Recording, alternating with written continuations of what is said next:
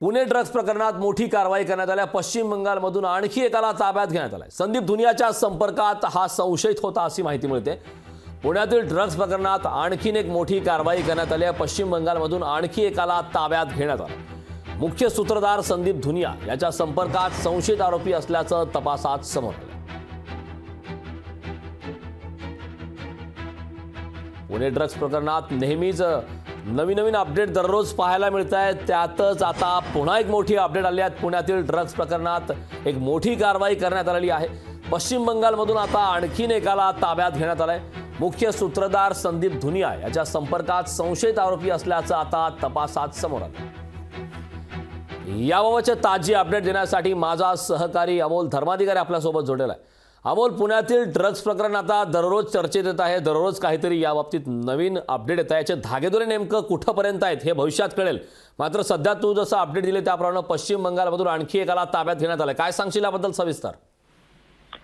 नक्कीच सुनील बर्मन या संशयित व्यक्तीला पुणे पोलिसांनी पश्चिम बंगालमधून ताब्यात घेतलेला आहे।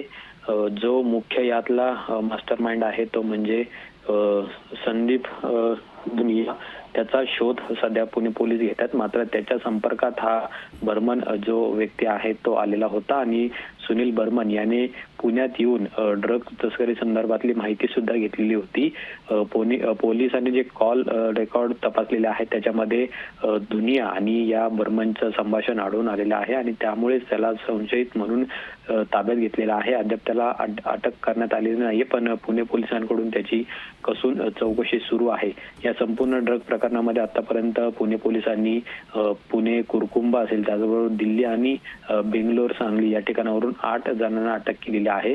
या संपूर्ण कटामध्ये आणखीन 7 जणांचा सहभाग आहे आणि त्या 7 पैकी म्हणजेच एक सुनील बर्मन असल्याचं पोलिसांना संशय आहे आणि त्याचमुळे त्याला काल पश्चिम बंगालमधून ताब्यात घेतलेला आहे आणि आज त्याला पोलीस आयुक्तालयामध्ये आणून त्याची पूर्णपणे कसून चौकशी केल्यानंतर त्याचा नेमका या ड्रग प्रकरणामध्ये काय संबंध आहे का याचा सुद्धा पोलीस तपास करतीलच। पण जोपर्यंत मास्टरमाइंड असलेला धुनिया हा पुणे पोलिसांच्या हाती लागत नाही तोपर्यंत याचे धागेदोरे नेमके कुठपर्यंत गेलेले आहेत याचा अंदाज बांधणं कठीण आहे, कारण की हे संपूर्ण ड्रग प्रकरण आहे ते आंतरराष्ट्रीय स्तरावरती गेल्याचं देखील याआधी पोलिसांकडून सांगण्यात आलेलं आहे आणि त्यामुळे याची व्याप्ती दिवसेंदिवस वाढत चालली असताना पुणे पोलिसांकडून काल एक महत्त्वाच्या व्यक्तीला ताब्यात घेतलेला आहे। अगदी अमोल, खूप खूप धन्यवाद या सविस्तर अशा माहितीबद्दल। लोकशाही मराठी ऐका, पहा, जागरूक रहा।